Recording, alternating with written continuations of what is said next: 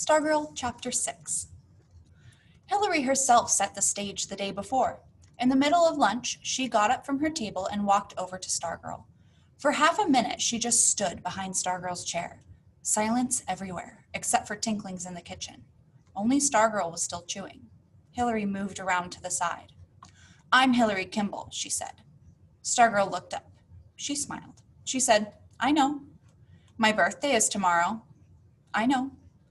Hillary paused. Her eyes narrowed. She jabbed her finger in Stargirl's face. "Don't try singing to me. I'm warning you." Only those at nearby tables heard Stargirl's faint reply. "I won't sing to you." Hillary gave a satisfied smirk and walked off. From the moment we arrived at school the next day, the atmosphere bristled like cactus petals. When the buzzer sounded for first lunch, we leaped for the doors. We swarmed into the food lines, we raced through our choices and hurried to our seats. Never had we moved so fast, so quietly. At most, we whispered. We sat, we ate. We were afraid to crunch our potato chips, afraid we might miss something. Hillary was first to enter. She marched in, leading her girlfriends like an invading general. In the food line, she smacked items onto her tray. She glared at the cashier. While her friends scanned the crowd for Stargirl, Hillary stared ferociously at her sandwich. Wayne Parr came in and sat several tables away, as if even he was afraid of her on this day. Stargirl finally came in. She went straight to the food line, blithely smiling as usual.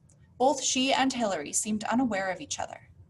Stargirl ate, Hillary ate. We watched. Only the clock moved. A kitchen staffer stuck her head out over the conveyor belt and called, "Trays!" A voice barked back, "Shut up!" Stargirl finished her lunch. As usual, she stuffed her wrappings into her paper bag, carried the bag to the paper-only can by the tray return window, and dropped it in. She returned to her seat. She picked up the ukulele. We stopped breathing. Hillary stared at her sandwich. Stargirl began strumming and humming.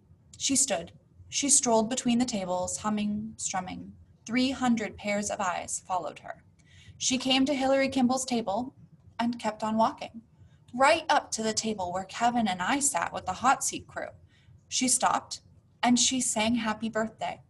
It was Hillary's name at the end of the song, but true to her word of the day before, she did not sing it to Hillary.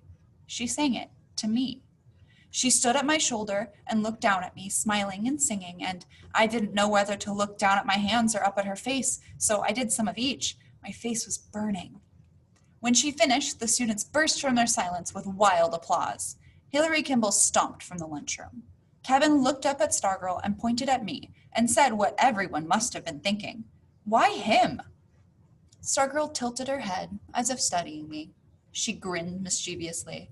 She tugged on my earlobe and said, "He's cute," and walked off. I was feeling 9 ways at once, and they all ended up at the touch of her hand on my ear, until Kevin reached over and yanked the same earlobe. "This keeps getting more interesting," he said. "I think it's time to go see Archie."